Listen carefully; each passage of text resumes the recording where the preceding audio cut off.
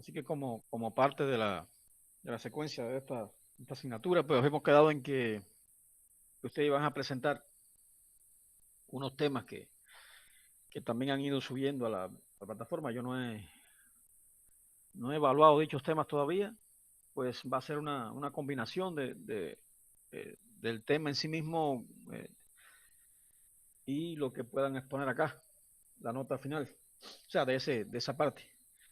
Y entonces por eso, pues, primeramente los voy a escuchar, dependencia del tiempo. Comenzamos hoy con Daniel, como habíamos quedado, y ahí veremos si habrá tiempo, si no, pues para la próxima semana seguimos con José Luis y así hasta con Elías. Eh, bueno, el tema que le propuse a Daniel tiene que ver con algunas, eh, digamos, comparaciones, algo así, entre las funciones armónicas y un tipo de función que aparece de manera, digamos, natural o sugerente dentro de lo que se conoce como análisis de Clifford. Entonces, le, le doy la palabra. El tema es funciones inframonogénicas y armónicas, un tema interesante. Yo solamente hago una pequeña introducción a este tema y ya después cedo la palabra a Daniel. Estas funciones que tienen un nombre un poco médico, no sé, o exótico, las funciones inframonogénicas. Las funciones inframonogénicas aparecen por primera vez en un par de artículos publicados por autores europeos, esencialmente el doctor Franz Sommen y, y Helmut Malonek, en colaboración con un ex estudiante de acá de Cuba, bueno, que hizo su doctorado en Bélgica y está por allá. Lamentablemente ha sido complicado en Bélgica y así en varios países de Europa. Es complicado una plaza, una base, como dicen en México. Entonces ha tenido que un poco que cambiar el rumbo y ya no trabaja mucho en matemáticas. No es el caso de México, donde hay muchas opciones para poder seguir adelante. Entonces, bueno, en ese caso, eh, ese estudiante junto con Franz Sommen y Malonek, un profesor de origen alemán, pero que se desempeñó mucho tiempo en una universidad de Portugal, la Universidad de Aveiro, pues ellos introducen un concepto de fusión inframonogénica y establecen ciertas propiedades y ciertas relaciones con distintos tipos de cuestiones asociadas al análisis de Clifford, en particular a la descomposición de Fischer y también eh, al teorema de extensión de Kovalevskaya. Entonces, en ese marco de las funciones inframonogénicas, luego acá en el grupo que teníamos en Cuba, que todavía existe, lo que está bastante diezmado, pero se hicieron algunos aportes en ese sentido y en particular la tesis de ya doctor Arsenio Moreno, pues que trabaja un poco las inframonogénicas y las lleva digamos, a un plano un poco superior, pues las vincula con cuestiones de la teoría de elasticidad y además se descubren otras nuevas propiedades. Esto ha seguido siendo trabajado y de hecho parte de lo que ha hecho Daniel también tiene que ver mucho con esto y con una versión aún más general del concepto de inframonogenicidad y, y bueno, y su relación con las funciones armónicas que aunque se parezcan, pues no son exactamente iguales. Entonces, bueno, le doy la palabra a Daniel, quien va a tratar este tema, seguramente basado en esa generalización que les comentaba, en lugar de utilizar eh, las funciones inframonogénicas clásicas, o no clásicas, porque para decir clásico, bueno, eso lleva todavía un tiempo y ver si se quedan en la historia, ¿no? Pero al menos las originales introducidas, pues seguramente hay una idea de mayor generalización, que no voy a adelantarme, pero recientemente se ha demostrado y precisamente por él, que esa generalización pues es más o menos algo así eh, como no tanta, salvo un isomorfismo. O sea, es una realización salvo un isomorfismo. Es un resultado reciente que está bien extraño, o sea, bien interesante. Pero bueno, seguramente él no nos comenta de eso ahora. Él tiene hay resultados que comentarnos y, por supuesto, no solamente lo que se puede investigar, sino también los elementos básicos. Entonces, Daniel, te damos la palabra. Sí, se observa la presentación. Sí, yo la veo acá. Así que supongo que ellos también. Claro, muy bien. Bueno, ya una peculiar frase de Harding, no me voy a detener tanto en eso. Es bien conocida. Y a manera de contenido, lo que veremos es lo que observo. Bueno, una breve introducción, como mismo decir que el análisis de Clifford prácticamente se especializa en el estudio de funciones monogénicas, que son más bien una generalización bastante intuitiva de lo que se conoce como función analítica en el análisis complejo. Y dichas funciones monogénicas son aquellas funciones de Rm a R0m que pertenecen al núcleo del operador de Dirac clásico, que es el que observan en la expresión. Claramente, de ahí este operador de Dirac factoriza al conocido laplaciano y entonces eh, eh, nosotros conocemos que las funciones armónicas son aquellas también que pertenecen al núcleo del operador de Laplace. Y debido a la no conmutatividad del producto cliffordiano, entonces se va a tener otra clase de funciones, que son las ya nombradas por el profesor, funciones inframonogénicas, que es cuando estos operadores de Dirac clásicos intervienen por diferentes lados de la función en un determinado dominio, omega. Dicho dominio es el dominio de inframonogenicidad donde, donde se anula dicho composición de operadores por la izquierda y por la derecha. Al menos algunos aspectos básicos, bueno, iniciar con la conocida definición de álgebra de Clifford, que es la que observa.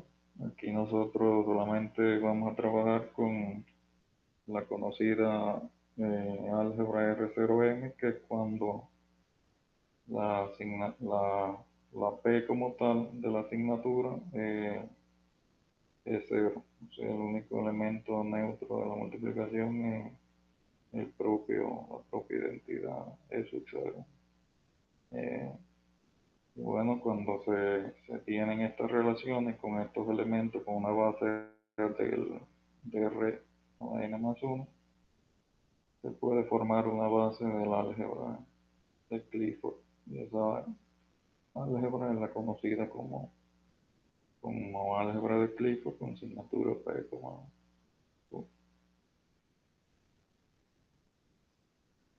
Estos operadores de Dirac se pueden generalizar trabajando con respecto a otra base que no sea la canónica, como está construido el operador clásico. Si nosotros cogemos otra base ortonormal del espacio de vectores del álgebra de Clifford que estamos trabajando, que es R0m, y formamos los operadores de Dirac con respecto a estos vectores, como es una base ortonormal, entonces va a posibilidad de a posibilitar que estos operadores también cumplan, que factoricen el laplaciano semidimensional, ¿no? Y eso es una generalización que ya ha sido bastante estudiada en el análisis de Clifford, y hay toda una serie de avances en ello. A esta base ortonormal, mediante la cual se construyen estos operadores de conocido como conjunto estructural.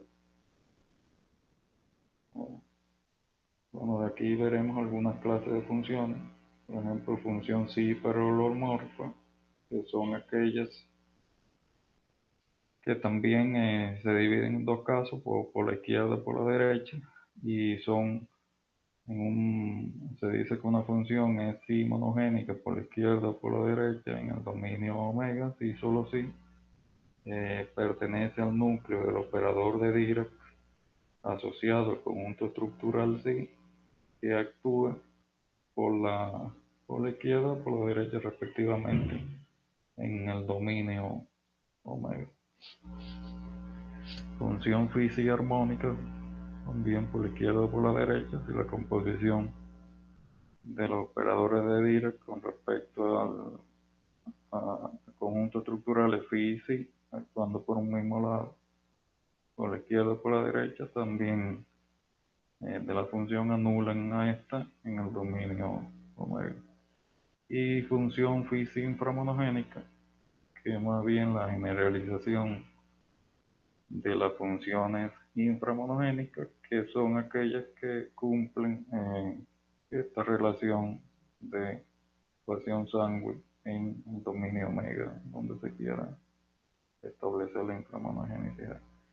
Cuando los conjuntos estructurales son, son, eh, son idénticos, igual al estándar, entonces se tiene la conocida funciones inframonogénicas.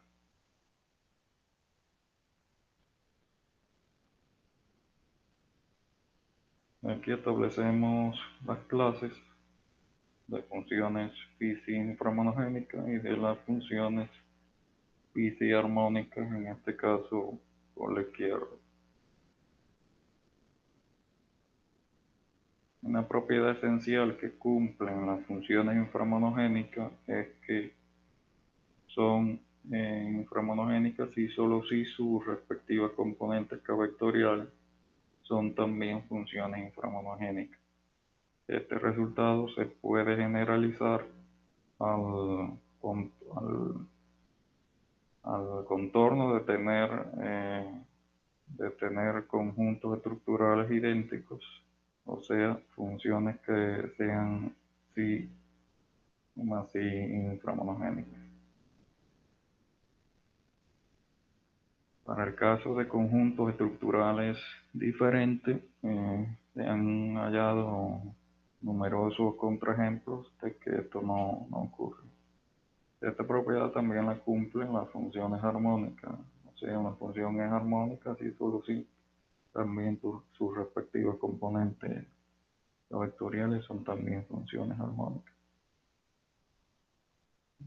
Sí, ya le comentaba de que esa proposición 1 generaliza más bien ese resultado obtenido también por los autores Arsenio Moreno García, Tania Moreno, Ricardo Breu y Borges. Bueno, en R02, si nosotros tomamos comúnmente una función que actúa de R2 a este espacio, ella va a tener prácticamente esa forma con respecto a todas las componentes del álgebra, de la base del álgebra de Clifford, construida con la base canónica.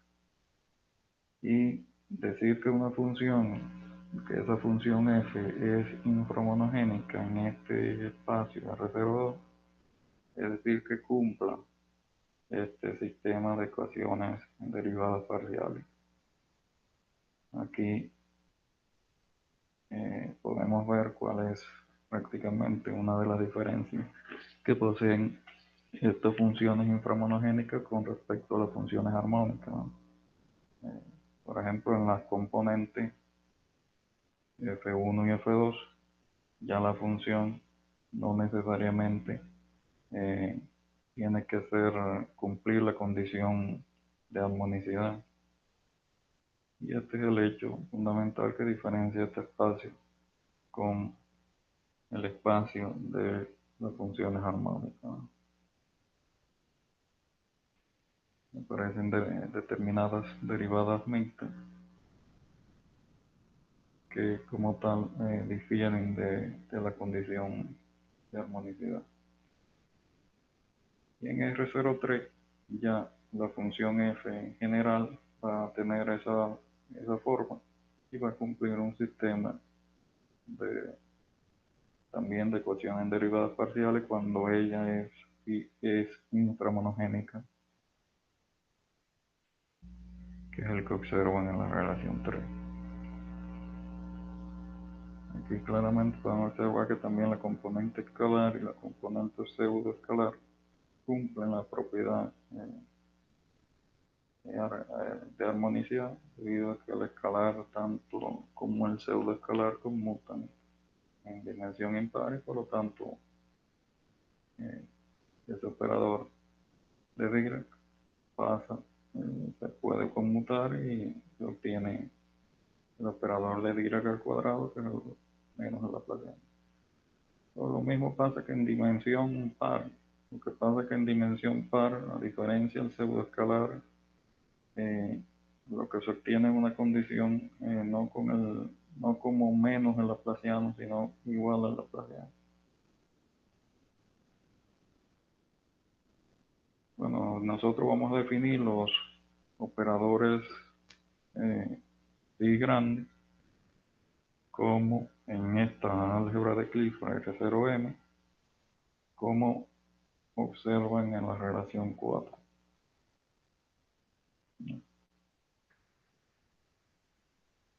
Y para el conjunto vacío definiremos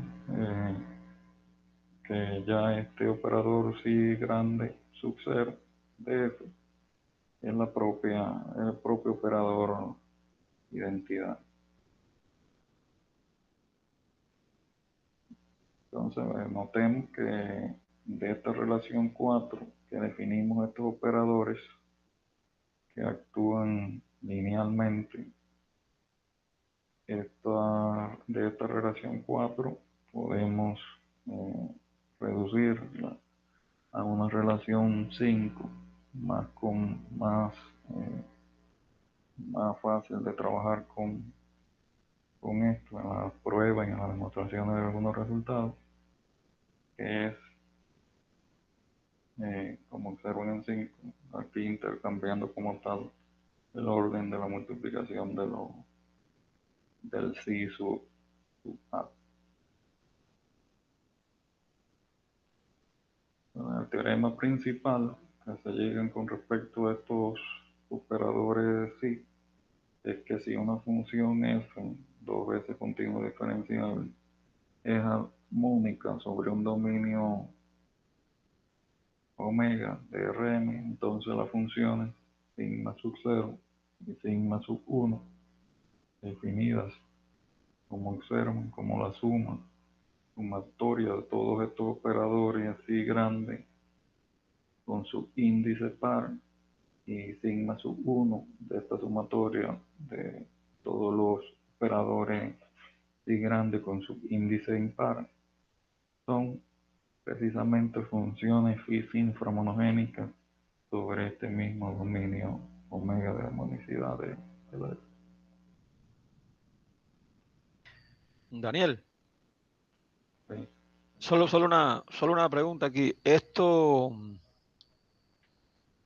en el caso de que tenga, de que phi sea igual a psi, por ejemplo, e incluso igual a la base estándar, Sí. ¿qué significa eso? ¿Qué es? O sea, 6 y 7, ¿en qué se convertirían? Para tener una visión de alguna manera para un caso particular. Sí, sí, eso lo veremos más adelante, pero bueno, Ah, ya, no, ok, no, si lo verás más adelante no hay problema. cuando, Ya después lo vemos.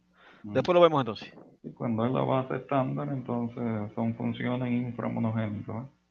O sea, las funciones sigma sub 0 y sigma sub 1 se definen, eh, se definen de esta forma con respecto a dos conjuntos estructurales phi y psi. Y bueno, con respecto a esos mismos conjuntos estructurales, se tiene esta condición de premisa, ¿no? De que sean funciones phi inframonogénicas.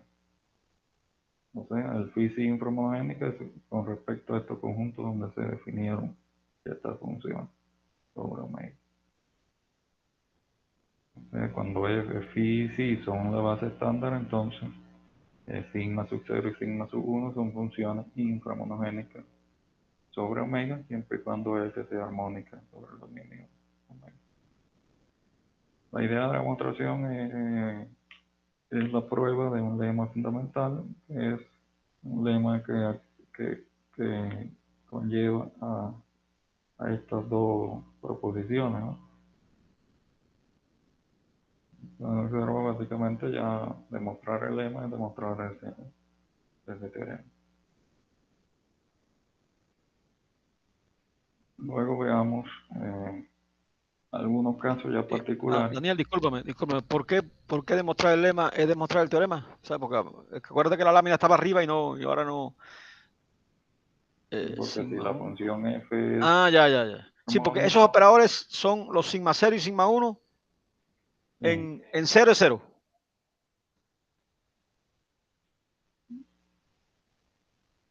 sigma 0 y sigma 1, el operador de el partial phi de sigma 0 partial psi es el partial 1 del laplaciano de f.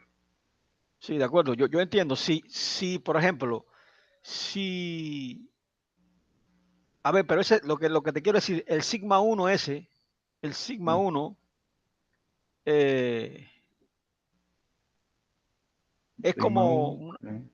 Es, mi pregunta es si el sigma 1 este cumple que el núcleo solamente está compuesto por el cero.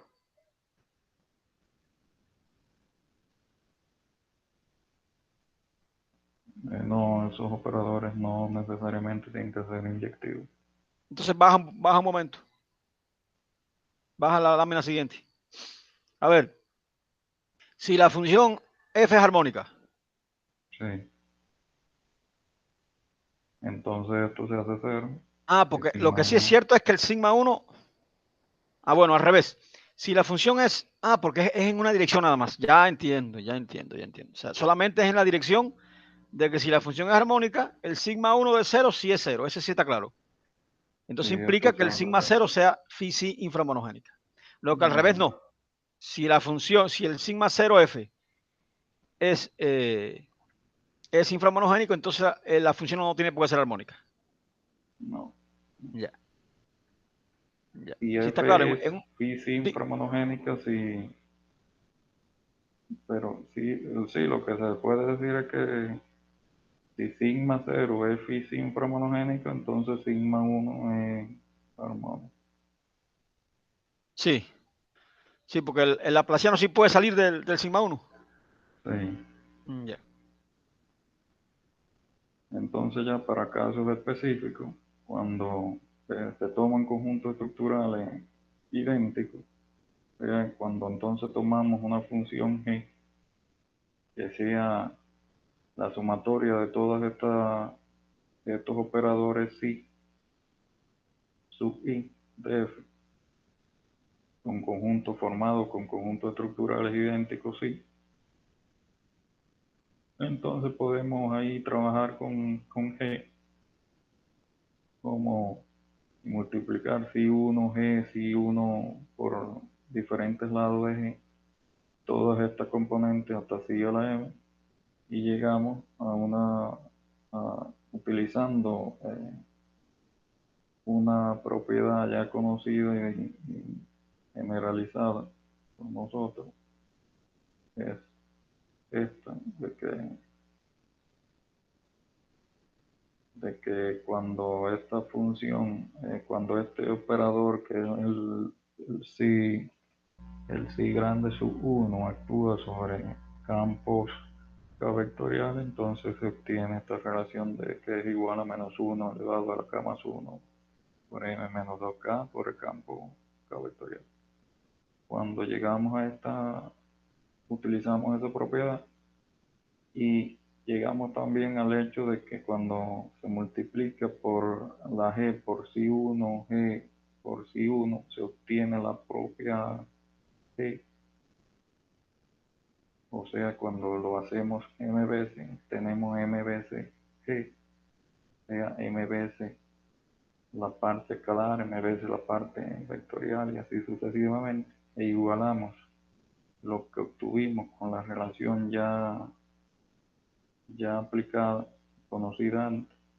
Entonces podemos ver de aquí que entonces la parte escalar se va a hacer cero, igual que todas estas partes vectoriales, hasta la parte pseudoescalar, donde esta parte pseudoescalar se va a hacer cero siempre y cuando m es impar, lo que no ocurre cuando m es par, porque entonces sí se va a tener la igualdad.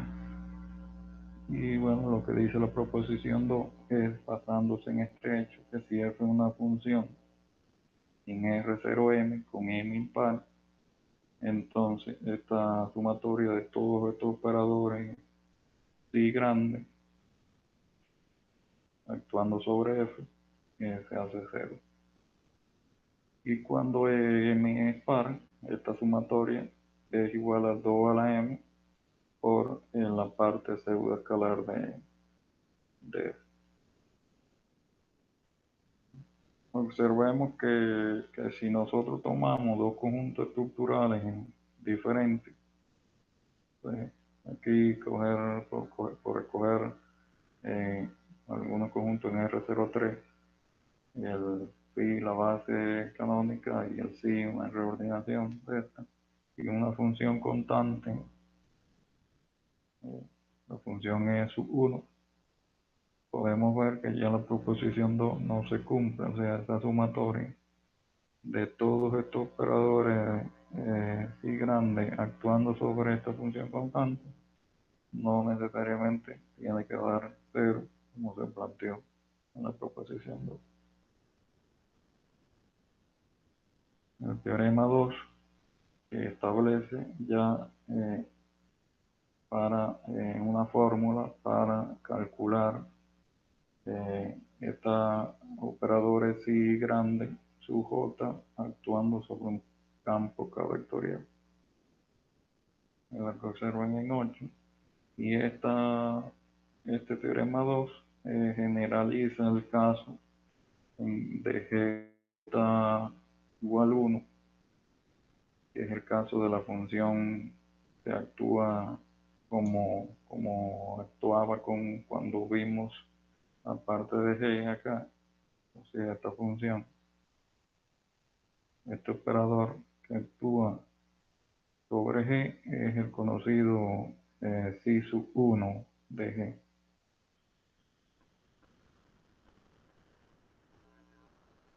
Y este teorema 2 generaliza el resultado ya obtenido también por los autores antes mencionados.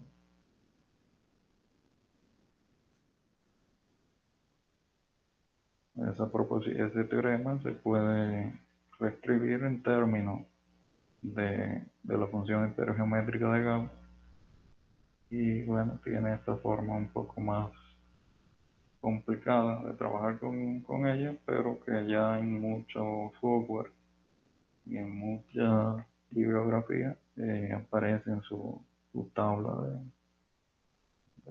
de valores. Daniel, a ver, esto está muy interesante. Sube un momento a ver la expresión que tú tienes. Esta es la relación general, que como dices, en el caso, yo sé que da lo mismo, ya sabes que da lo mismo con sí, que coger la misma estándar, ¿no? Esencialmente, pero aquí, si tomo la estándar,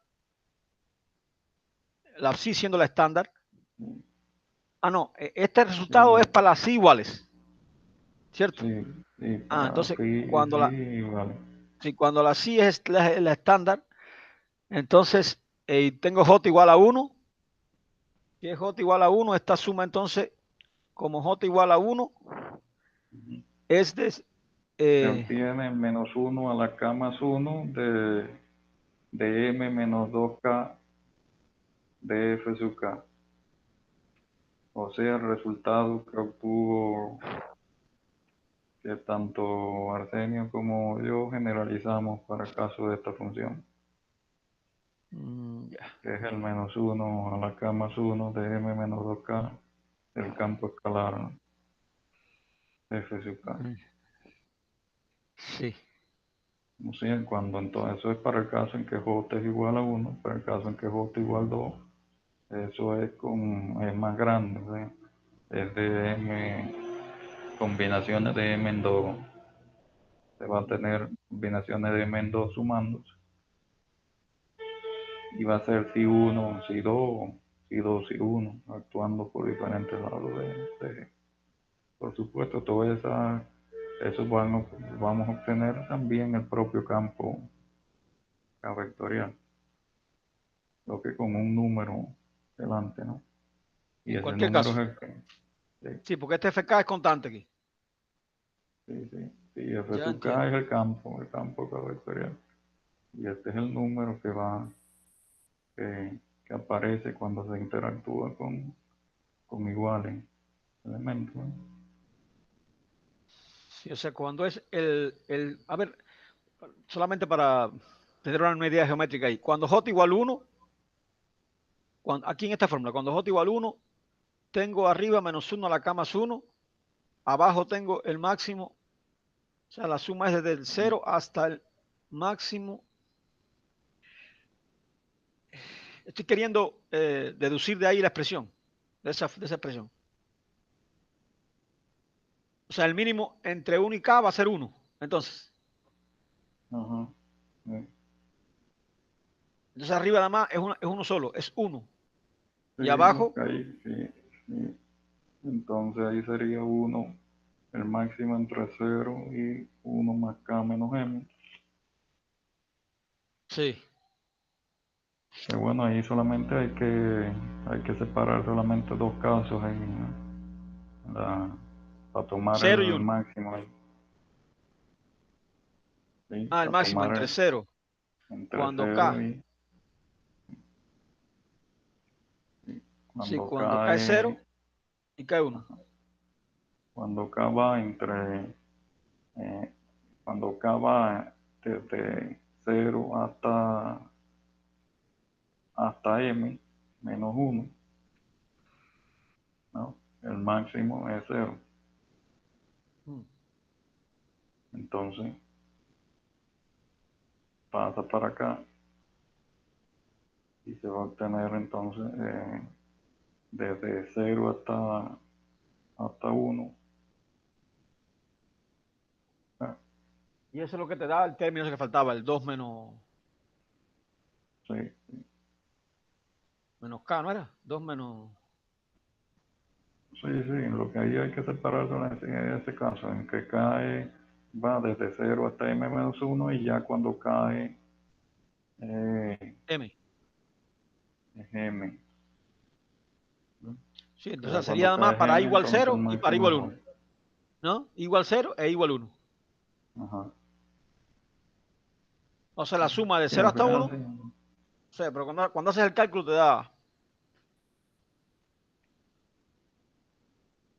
Y eso lo puedes reescribir, según entendí, usando la función esa que yo ni me acordaba esa función. ¿Cómo se llama esa función? Hipergeométrica de Gauss. Sí, sí.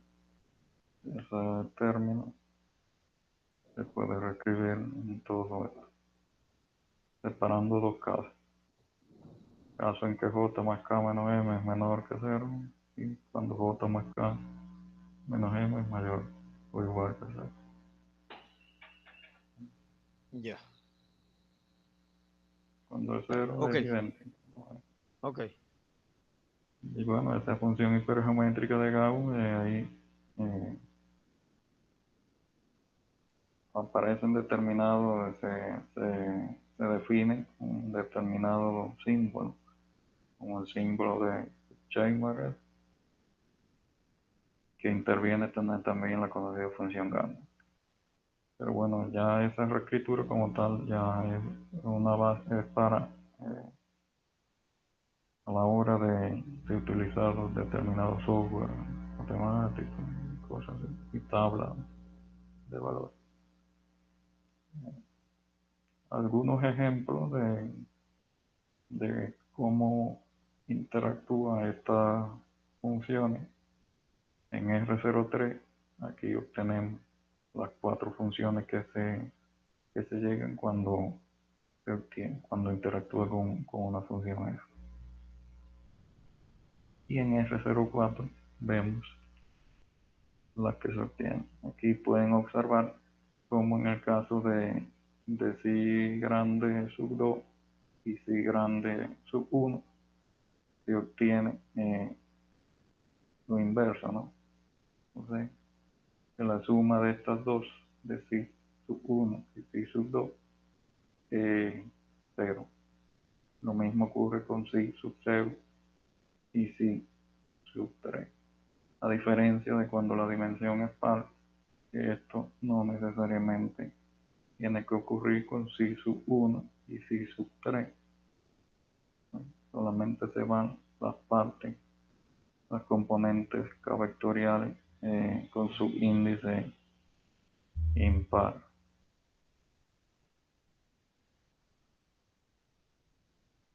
Bueno, y eso es una proposición.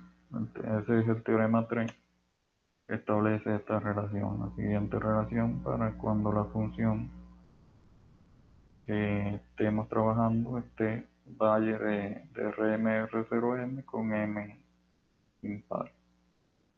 O sea, se tiene la relación 9. Y para el caso en que M es Daniel, par, discúlpame un momento.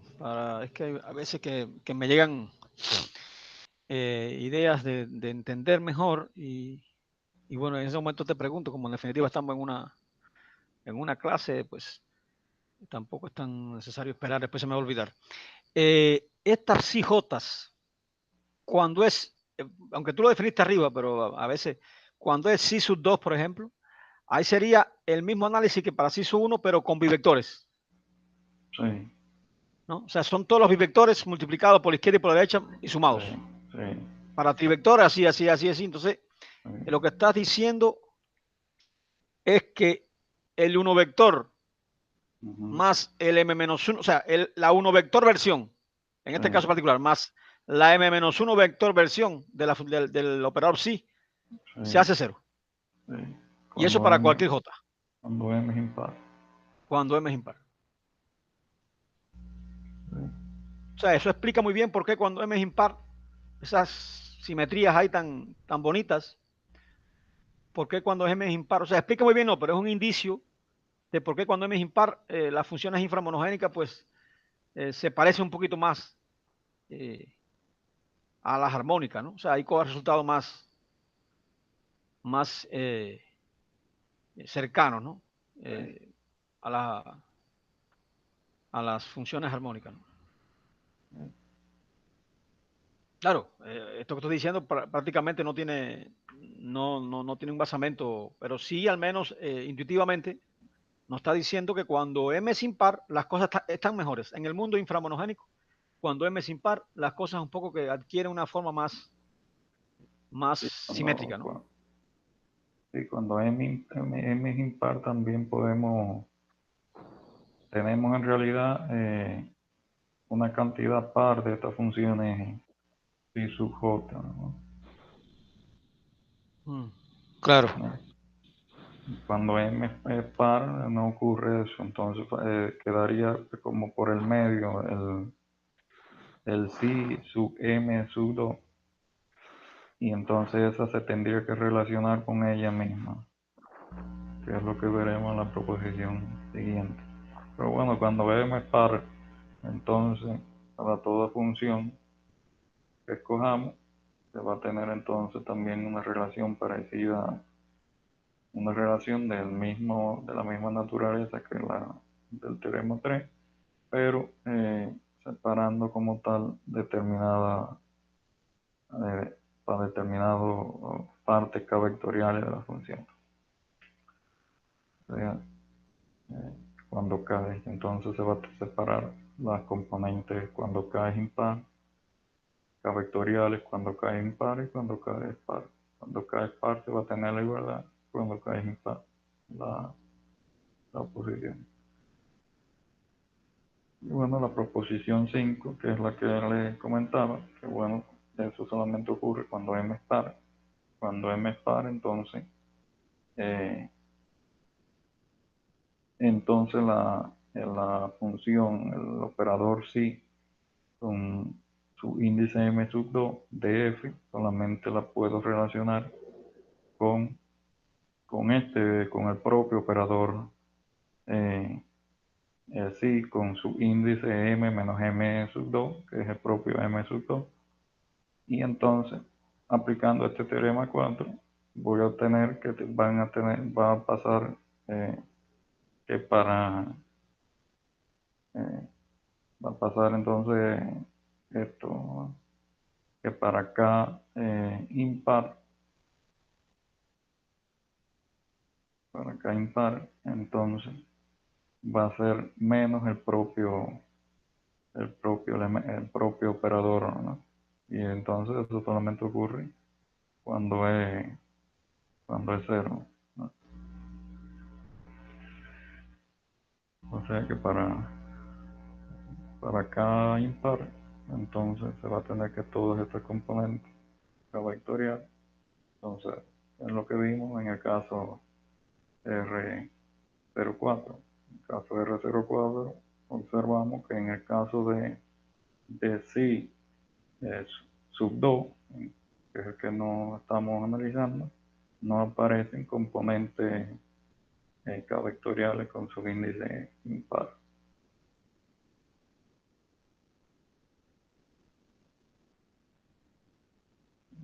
Ya la proposición 6 es si M es impar, entonces se va a obtener que estos sigma sub 0 de F y sigma sub 1 de F van a tener una forma específica, que va a ser 2 a la M menos 1 de la parte escalar de F más la parte pseudoescalar para conjuntos estructurales idénticos.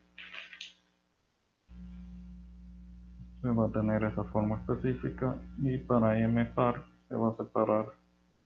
Ya sigma sub 1 no va a ser el opuesto de sigma sub 0, va a tener esta determinada forma. Caso específico. O sea, esta función de sigma sub 0 y sigma sub 1 como que limitan a tomar de F solamente la parte escalar más la parte subescalar. De todas estas funciones ya más generales, ya sin poner la particularidad de que los conjuntos estructurales sean idénticos, o sea, las primeras que en su generalidad se definieron, poseen una determinada fórmula recursiva, que es la que observan en 13.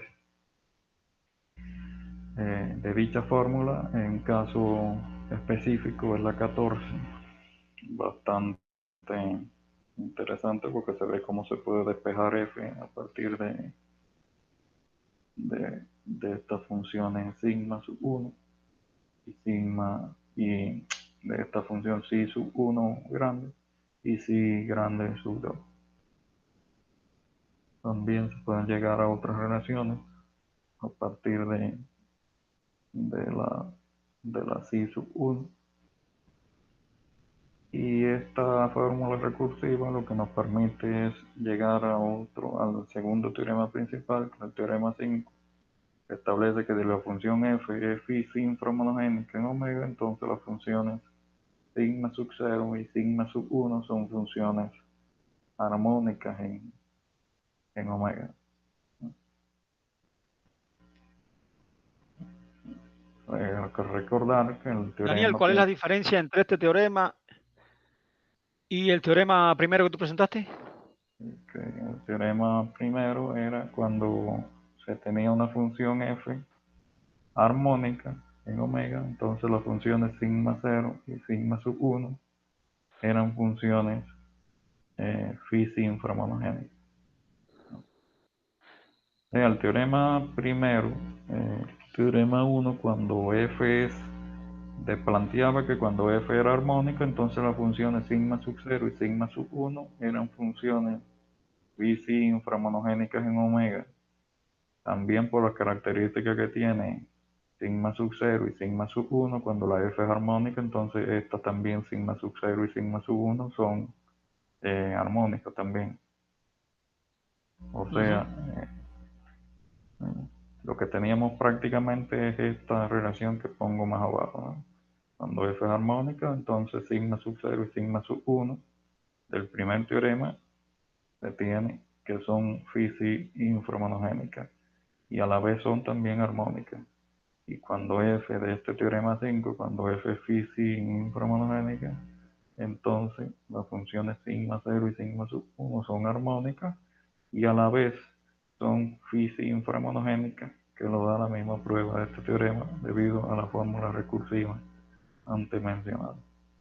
Pero entonces, me estás diciendo, a ver, porque acuérdate, espérate un momentico. Me estás diciendo que el teorema anterior, el primero que pusiste como principal, es como que se puede revertir, o sea, o sea, si esta es armónica, entonces, si F es armónica, entonces sigma 0 y sigma 1 de F son inframonogénicas. Y si sigma 0 y al revés, si F es inframonogénica, entonces sigma, o sea, no exactamente al revés, pero Con la vamos condición a de decir que que f, de la de que armonicidad, f, sí. con la condición de que f sea física inframonogénica, entonces eso provoca que todas las funciones si, si sub i sean física inframonogénicas, lo que va a provocar que entonces sigma sub 0 y sigma sub 1 sean armónicas.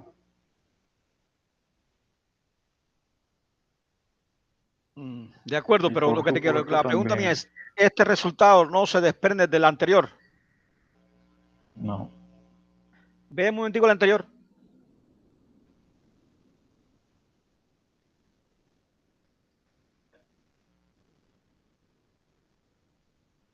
si f es No, armónica, o sí. sea, Ah, el ahí, lema ahí. fundamental es este, si f es Este. armónica, entonces sigma sub 0 de f y sigma sub 1 de f son físicas inframonogénicas. Ajá. Ahora, Ahora, si F es cuando f, inframonogénica, si F ajá, es fis inframonogénica. cuando f es física inframonogénica, de ese teorema 5, aplicando todo lo de la fórmula de recursiva, se desprende de que sigma sub 0 y sigma sub 1 son físicas inframonogénicas. Ah, ya, ya. O sea, lo que no se puede, es decir, se pudiera poner ahí eso siempre que se desarrolle todo, porque es una consecuencia de, luego de tener eso, entonces el lema este también implica eso, ¿no? Sí, sí. Ya. O sea, que se pudiera pensar en un resultado global, aunque en el medio tengas que usar todas las técnicas estas que has usado, por supuesto. Lo que bueno, tú estás exponiendo en el mismo orden que has ido obteniendo las cosas. Pero lo que te quiero decir, tal vez a la hora de presentar un resultado de esta naturaleza, para no dejarlo tan lejos, se pudiera pensar en decir, si la F es armónica, entonces sigma 0 y sigma 1 son inframonogénicas. O sea, en el sentido de Φ. Si la F es Φ inframonogénica, entonces sigma 0 y sigma 1 son armónicas. Sí. ¿No? Y lo que pasa es que, bueno, para demostrar la segunda parte, pues hace falta un paso intermedio, que es que si F es phi inframonogénica, si 0 de F también es phi inframonogénica y si 1 de F también es phi inframonogénica, ¿no? Entonces sería que, bueno, con uno es suficiente, ¿no? A ver, Sí, no, con uno. con uno es suficiente, sí. Sí, con uno es suficiente porque si esto, pero espera.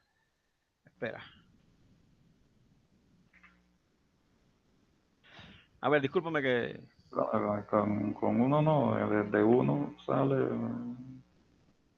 sí, Es que pero, según la fórmula recursiva, ya entonces todas las demás, lo que se obtiene es que todas estas funciones psi sub i, cuando la f es phi sin promonogénica, todos estos operadores phi grande sub i son también phi sin promonogénicos. Entonces, si todos son free inframonogénicos, entonces sigma sub 0 y sigma sub 1 también son... Claro. Y también otra cosa es que aquí en esta igualdad que tú pones en el lema, también el delta, el laplaciano puede salir ahí del, ¿verdad? Eso es lo mismo que el laplaciano del sigma 1 de f. Sí, sí. Por la propiedad de ser real. Y por eso es que de ahí es que sacas entonces que el sigma 1 de f es armónico siempre que la f sea phi inframonogénica. Pero antes tienes que llegar a resolver el problema de que si la f sea phi inframonogénica, entonces el sigma 0 lo sea. Y es lo que estás comentando. Ok. Un momento. Sí.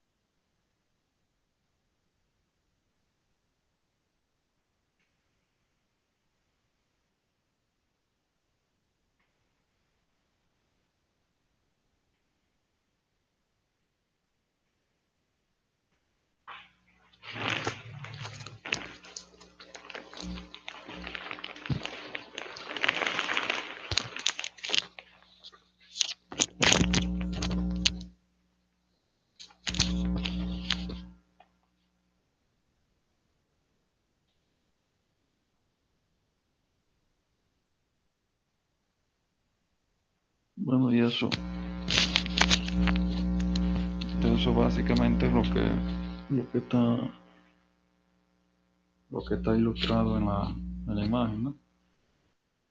O sea, de tener una función phi inframonogénica o una función g armónica, entonces con ese teorema lo que posibilita es que es también conocer eh, funciones que van a estar en la intersección de estos dos espacios.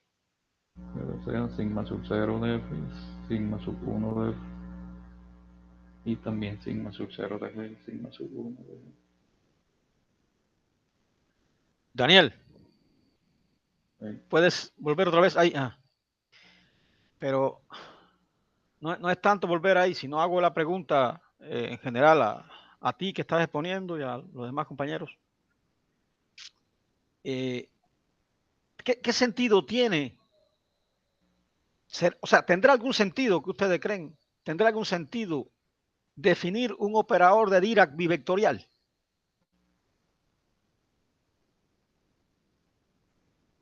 O sea, él hace algo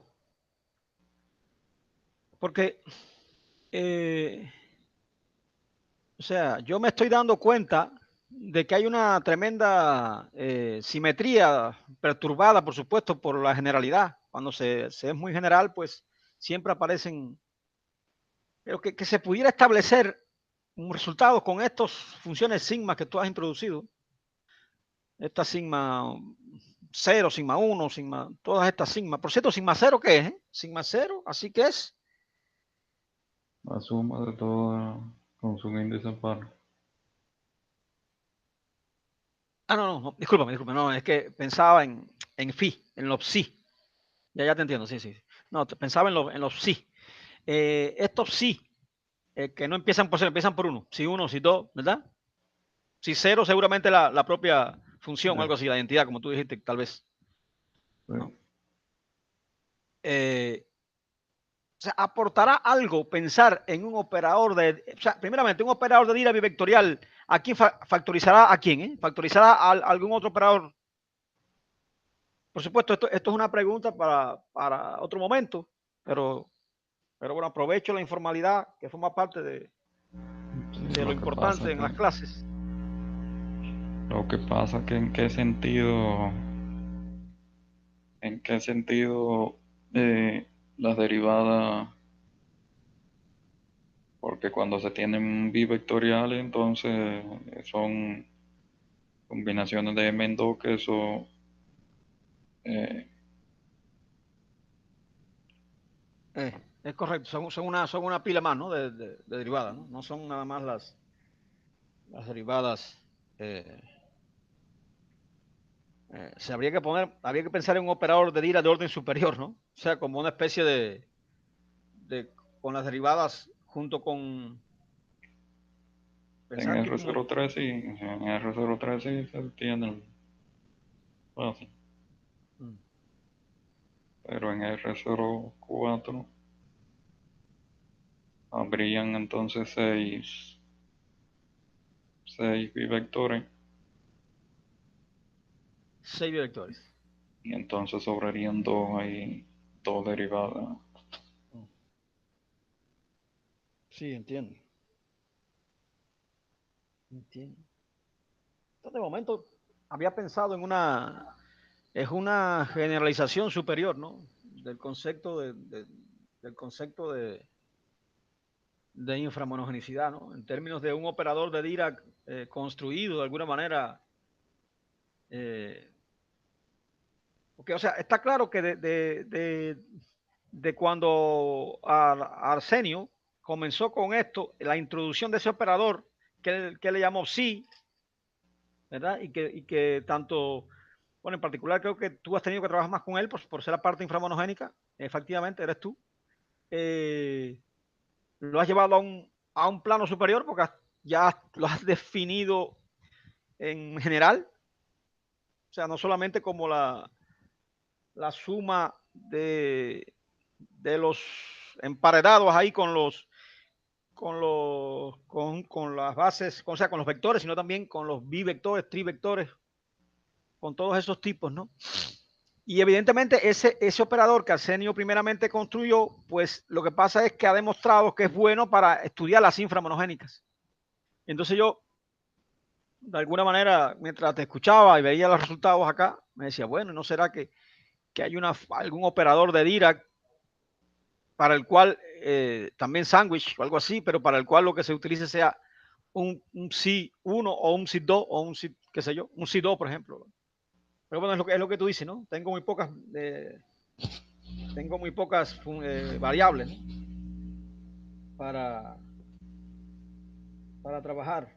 Eh, De los espacios, aumentando la dimensión del espacio de, de de salida. salida. Y aumentando. Lo que pasa es que hay que tener cuidado. Lo que pasa es que hay que tener cuidado porque entonces pueden aparecer divisores de cero, ¿no? Y ahí empieza la cosa complicada. O sea, cuando yo me salgo de RM, yo creo que puedo llegar hasta lo sumo a RM más 1 usando el paravector. Pero si me paso de RM y quiero llegar a otro más mayor, entonces esos elementos ya no son vectores, ¿no? Y pueden haber divisores de cero y entonces ahí no se puede dividir por ellos, como sea, porque esencialmente el núcleo de Cauchy, el núcleo de Cauchy cliffordiano es la función 1 sobre z, ¿eh? Lo que pasa es que, bueno, es el inverso de ella, algo así, ¿no? Y por eso es que aparece el X menos Y sobre el módulo. Si tú multiplicas eso por X menos Y, le va a dar 1. ¿No? O sea, es el inverso de X menos Y, el inverso multiplicativo cliffordiano. Pero eso se puede hacer porque es un vector. Y los vectores nunca, o sea, se pueden dividir. Pero cuando llego a una dimensión mayor que esa, pues ahí habría que verlo. Pero bueno, es un tema a pensar que me ha traído esto que tú estás haciendo. Ok, la lámina está bastante sugerente y todas caen en la intersección, por supuesto, porque si la G es de armónica, entonces sigma 0G y sigma 1G se mantiene armónica, pero además es fis inframonogénica. Si la F es fis inframonogénica, la sigma 1 de F y la sigma 0 de F se mantiene fis inframonogénica, pero además es armónica. Es decir, me tira todo para ir para el espacio bueno ese, que está ahí no sé qué color es ese ahí, un poquito más tendiente al rojo, Y eso es importante, ¿eh?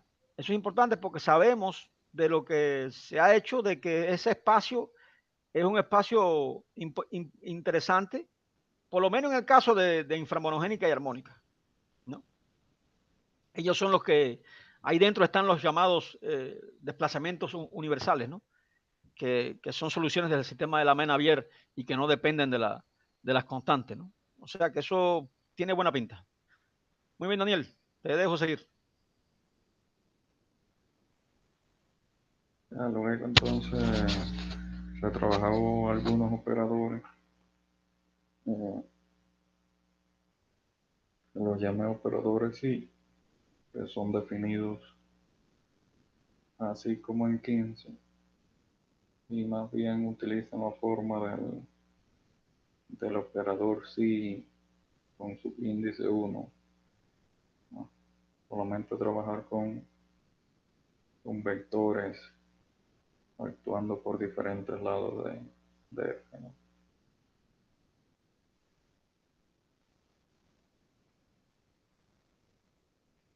Bueno, el teorema 6 lo que establece que estos operadores definidos de esta forma general 15, cuando K es impar, son inversibles. O sea, tener una sumatoria de, de estos de elementos, de una sumatoria impar de sumandos, así de esta forma, posibilita de que el operador este que se forme así sea inversible. En el caso particular, en que M es impar, entonces el operador si su índice 1 de F, que va a ser en su totalidad la sumatoria desde i igual 1 hasta m de todos los phi a la i f sub psi a la i, en particular va a ser inversible. Pero esa suma es hasta acá o hasta M. Hasta acá lo Y tú dices si defino. K igual 1. Si k es m, Ah, M. si k es m, entonces ese operador se convierte en el ante ya definido, el operador si 1. sub 1. Y cuando esa m, cuando esa dimensión del espacio es impar, entonces en particular este operador si sub 1 es inversible, ¿no? Eso es la generalización de las funciones de los operadores que, que trabajó Arsenio, que después yo trabajé por el caso y sin promogénito, ¿no? Y se puede calcular el inverso con relativa facilidad. Matrices, ¿sí? Ya. Yeah. Sí, porque aquí cuando la fila así, cuando son conjuntos estructurales diferentes, entonces no se llega a una forma así como la fórmula que se llegó, que tenía su relación con la función hipergeométrica de Gauss. O sea, cuando los filos y cuando los conjuntos estructurales son idénticos, sí se puede llegar a una forma explícita para el caso general de cuando K es igual a n. Pero para el caso de tener física diferente, entonces esto no es muy arbitrario y no se tiene una fórmula así como se llegó para esta caso. Entiendo. La proposición 8 establece que si m es impar, entonces los operadores, ya lo que le había mencionado, son invertibles. Teorema 7, que si m es impar, entonces una función dos veces continua diferenciable es phi siempre monogénica o armónica en omega, si solo si el operador si grande sub 1 de f es también phi siempre monogénico armónico en omega. Una generalización ya de un hecho también conocido ya eh, y abordado por Artemio para el caso específico en que phi y psi son idénticos igual al estándar. Teorema 8, que si m es impar también, una función se dice que phi si armónica por la izquierda, si solo si se obtiene esta relación con el operador psi grande sub 1.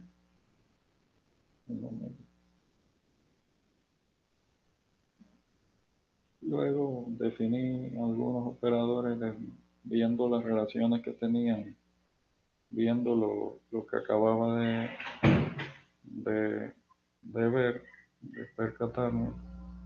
Y bueno, se pueden definir determinados operadores de Dirac truncado de un determinado peso, una terminología que ahí utilicé, de peso K con signatura J sub 1 hasta J sub K, que no son más que el orden como tal, elementos que se escogen del conjunto estructural ordenado.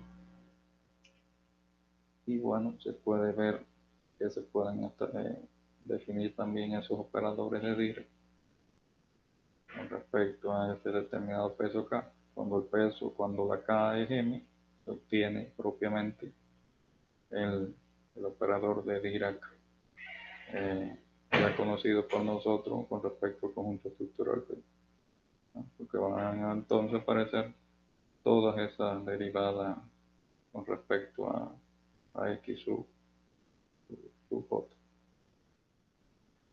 Y también se puede establecer un operador de Laplace truncado, así de la misma forma. Y ese operador truncado también va a posibilitar de que el operador de Dirac truncado también lo va a factorizar. Algunas relaciones que surgen de todo esto, también relaciones que ya se tenían con estos operadores de Dirac, las funciones psi sub 1. Algunas de ellas son las que ven en la proposición 9. Y bueno, con ellas se puede llegar al teorema. También al teorema 9 que generalizan tanto el teorema anterior en el caso específico de, del operador psi sub 1. Ya aquí se dice que una función f pertenece al núcleo de un operador sangue truncado de peso k con signatura j sub 1 hasta j sub k, eh, primero con el conjunto estructural phi y luego con el conjunto estructural psi, o también que f pertenezca al núcleo del operador de Laplace truncado, si solo si el operador psi antes definido, también con peso con subíndice k y signatura la misma de los operadores de Dirac truncado, va a pertenecer también al núcleo de, de estos operadores sanguíneos y del operador de Laplace truncado. Ya luego pasé a algunas relaciones fijas con las funciones sigma sub 0 y sigma sub 1, que la dan más bien el pseudoescalar. Como nosotros, eh, una de las propiedades que poseen es que cualquier K vector formado con phi actuando por el lado izquierdo de sigma sub 0 multiplicado por el K vector correspondiente construido con la base psi actuando por la derecha de sigma sub 0, eso se va a obtener el sigma sub 1 de él. Bueno, esta propiedad en particular la cumple para el pseudoescalar, y en el caso nosotros conocemos de que este pseudoescalar es igual a este pseudoescalar salvo un signo. Cuando son idénticos, se obtiene el teorema 10 este que observan, que entonces sigma sub 0 de f, que es el opuesto de sigma sub 1 de f. Y cuando son opuestos, estos pseudoescalares, entonces se tiene la igualdad de ambas funciones. Este es cuando la dimensión m es impar, en que yo entonces puedo conmutar el pseudoescalar y se obtiene entonces la multiplicación de ambos pseudoescalares. Cuando m es par es un poco más complicado y ya entonces no se va a tener esta bondad del teorema de Ilm. Se va a tener más bien una expresión en función eh, de las partes k vectoriales con k par del sigma sub 0 de f. Teorema 12 ya para un caso específico en que se tenga una función término diferenciable sobre R3, R03, se puede ver como entonces la diferencia entre operadores de Dirac actuando por diferentes lados de la función y también con respecto a diferentes conjuntos estructurales se mantienen fijos mediante el operador psi grande sub i cuando ambos pseudoescalares son idénticos y en el caso de cuando los pseudoescalares son opuestos, entonces se tiene la otra relación opuesta fija. De ahí de esta relación primera, se puede llegar también que eso mismo va a ocurrir con operadores eh, diferenciales de segundo orden, de tercer orden, y así sucesivamente. Ya luego, algunas relaciones intrínsecas con el operador de Laplace en este espacio R03 se llegaron después de bastante cálculo, la relación 18 y 19, donde ahí pueden observar que intervienen todos los operadores, prácticamente todos los operadores de segundo orden que hemos utilizado con los operadores sí que también se han definido sobre ese espacio en particular. Y bueno, una relación estrecha con el operador de Laplace, donde este término 1 menos i sub 2, aquí en orden inverso, los conjuntos estructurales de 1, todo este elemento es un inversible, lo que va a provocar que se tenga una relación explícita de la Laplaciana. Y eso es lo que prácticamente posibilita el teorema 3, que se dice con la función armónica si solo si una de estas dos expresiones se anula. ¿Qué indica esta expresión? Por ejemplo, una pregunta que en toda esta diversidad y arbitrariedad de conjuntos estructurales diferentes e iguales se tenía y se apreciaba. O sea, una función dos veces continua diferenciable puede ser phi inframonogénica, phi inframonogénica y phi armónica o phi armónica por la derecha. Todo esto al mismo tiempo, sin ser armónica. El ejemplo que observo es una función f de R3, R03.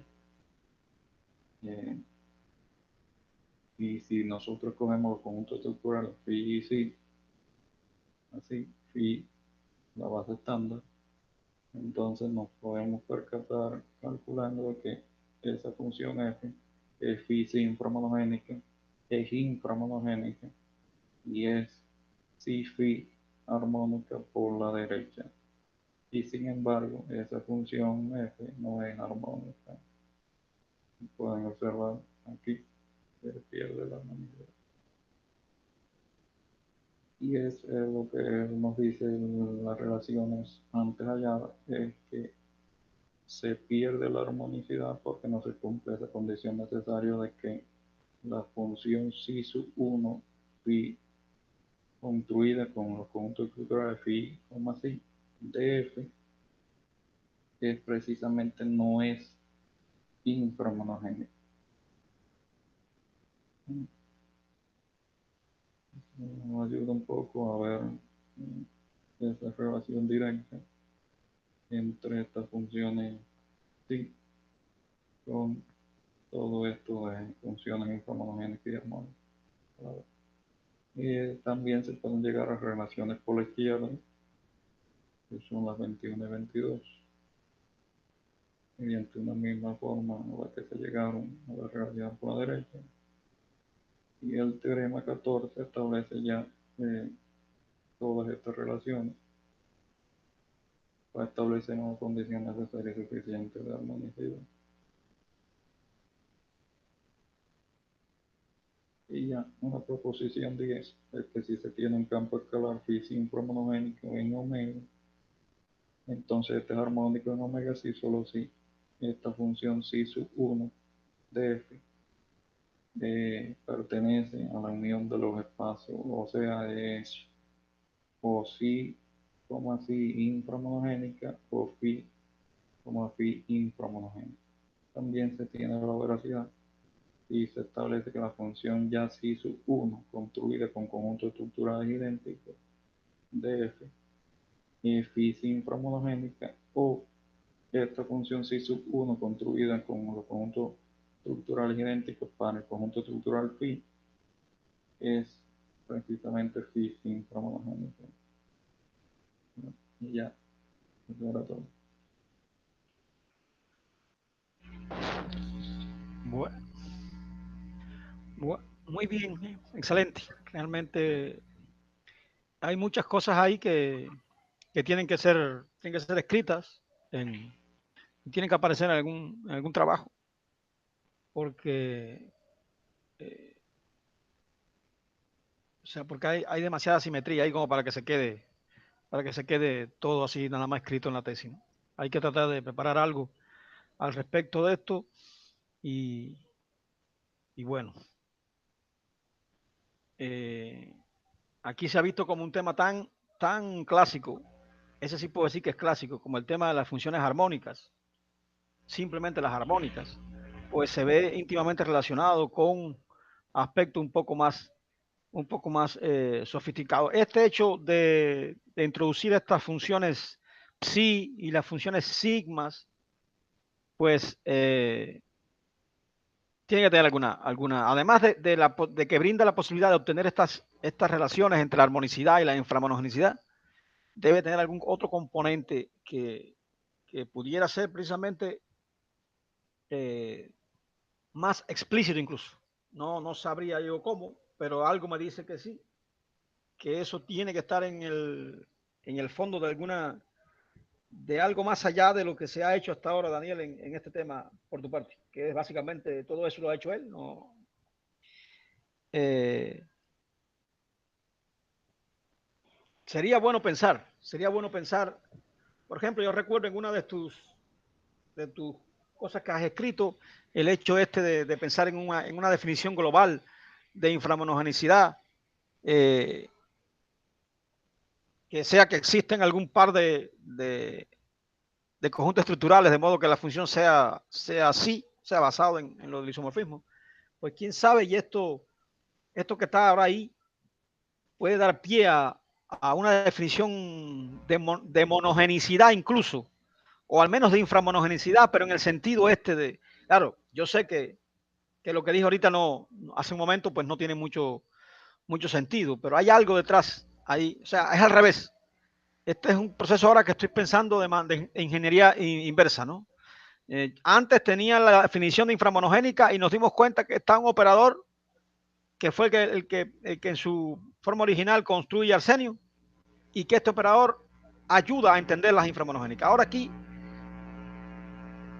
tú defines un operador para entender las funciones más generales, pero que además vas más allá, porque se definen otros operadores que ya son de otra sea, no de naturaleza vectorial, sino bivectorial, etcétera. Y eso me hace pensar, bueno, ahora vamos para atrás y vamos a pensar qué ecuación pudiera estar favorecida por ese tipo de operadores, ¿no? En ese sentido es que estoy pensando, ¿no?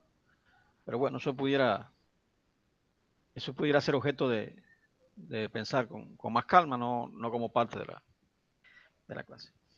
Bueno, por mi parte es todo. ¿Alguna pregunta, muchachos? José Luis, Elías.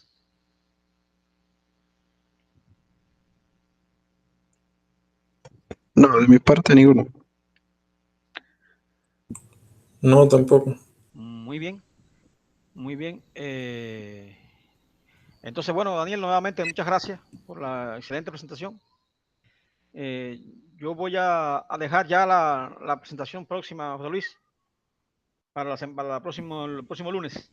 Ok. De acuerdo, para que, tener más tiempo y sobre todo porque yo en breve ahorita tengo que enfrentarme No. al... Dígame, ¿me ibas a decir algo? No. Que está bien. Ahorita tengo que hacer, en un momento tengo que enfrentarme a la fiera de Acapulco, que son 5 horas, 5 horas de clase con variable compleja. Y entonces casi no tengo tiempo de tomar un descansito. Bueno, entonces en principio quedamos así, quedamos en que el próximo lunes vamos a escuchar a José Luis sobre el tema que está, bueno, de hecho, Daniel por necesidad, de alguna forma, ha tenido que también tocar, aunque sea tangencialmente ahí en su exposición, o sea, ha mencionado a las funciones estas fisiarmónicas, que parece ser que son incluso más complicaditas, en el sentido, bueno, en un sentido que en algún momento será explicado más adelante, porque de alguna manera esas funciones parece ser que no se pueden llevar nunca a una forma tan simple como las armónicas. De hecho, ya hay indicios de que los principios básicos de las funciones armónicas pues no se cumplen, ¿verdad? Eso se ha construido a través de ejemplos. Queda una pregunta por ahí que es preguntarnos si nunca se puede o si existen los conjuntos estructurales de modos que sí cumplan el principio del máximo. Yo creo que no. Es mi teoría, mi hipótesis. No sé, José Luis, cómo va en eso. Realmente no son muchas cosas. No he tenido tiempo tampoco para pensar en ese hecho. Pero yo me imagino que lo que pasa es que esos operadores van a dejar de ser elípticos, fuertemente elípticos. O sea, para cualquier phi, cualquier sí. ¿Verdad? Y bueno, una opción es probar eso o tomar un phi y un sí arbitrario y demostrar que siempre va a haber alguna forma de violar el principio del máximo. Bueno, eso se hizo, por ejemplo, en el caso inframonogénico. Pero bueno, el caso inframonogénico se sabía de por sí que no lo cumplía. ¿Verdad? Ya desde la inframonogenicidad original, pues sabíamos que eso no se cumplía. Y entonces una de las cosas que Daniel hizo fue probar que no se cumplía para ninguna. ¿Verdad? Pero el miedo que tenemos con el caso armónico es que para las armónicas sí. ¿Verdad? Entonces, bueno, para física armónica, esa pregunta sigo creyendo que es una pregunta que va a abrir el camino, ¿no? O sea, el camino del entendimiento, ¿no? De estas funciones. Si tengo un phi y un sí, pues en cualquier espacio yo voy a buscar alguna variante de comprobar que no se puede, que siempre se puede construir un ejemplo de una función o sea, que siempre va a cumplir. Fíjense que no es que se cumpla, que se viole el principio máximo para una función en particular. Basta con encontrar una función que la viole para un phi y un sí y ya estoy demostrando que no se cumple el principio del máximo. Y puede ser que lo que haya que hacer es coger el phi, coger el sí e ir construyendo varias alternativas y demostrar que en alguna de ellas va a haber siempre una función que no va a cumplir, o sea, que el máximo no se cansa en, en una frontera, sí, que se anula en una frontera y dentro no, y por tanto, y no es nula, y por tanto no se cumple el principio del módulo máximo. Eso es una variante posible de ataque, ¿no? una cosa también importante ahí en ese caso, José Luis, es tener en cuenta que una función, a diferencia de las funciones inframonogénicas, que si son reales son armónicas, ahí estas, aunque sean reales, no son armónicas, ¿verdad? Porque no hace nada que el operador pueda conmutar. Lo único que pasa es que si son reales, pues son también inframonogénicas, ¿verdad? O sea, si la función es real, ella puede pasar a través del operador, y entonces se me va a convertir en que esos dos conceptos de fisi inframonogénica y fisi armónica coinciden, ¿no? Pero bueno, para funciones reales. De modo que iba a ser difícil que en ese mundo de funciones reales, bueno, casi siempre los ejemplos que se construyen para violar el principio máximo son de otra naturaleza, son vectoriales o son, ¿verdad? Es lo que se ha hecho. Entonces, bueno, ese problema está ahí. De todas formas, no dejes de mencionarlo y bueno, y ojalá que para el próximo lunes ya tenga una respuesta y se pueda. Pero bueno, son cosas interesantes que va a ser lo que nos va a hablar José Luis. La otra más adelante, pues bueno, Elías, aunque como él sabe y quedamos desde el principio que él iba a estar más bien esta asignatura, digamos, ocupada para trabajar con el doctor Ariza sobre su tema.